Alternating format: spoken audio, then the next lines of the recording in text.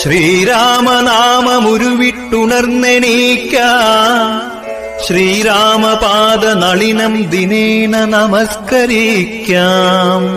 ശ്രീ ആഞ്ജനേയ ഹൃദയത്തിനുള്ളിൽ വാഴും ശ്രീ തൃപ്രയാറപ്പ തവ സുപ്രഭാതം.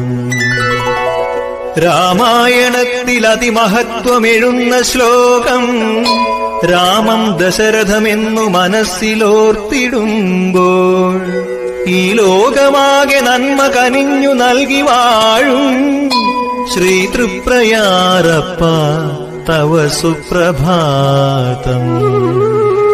മണിമന്ദിരത്തിൽ അരികത്തു ജാനകി ദേവിയൊപ്പം, പാദാന്തികത്തു ഭക്ത ഹനുമത് സ്വാമിയൊത്തും, ഭൂവിൽ സദാധർമ്മ പരിപാലകനായി വാഴും ശ്രീ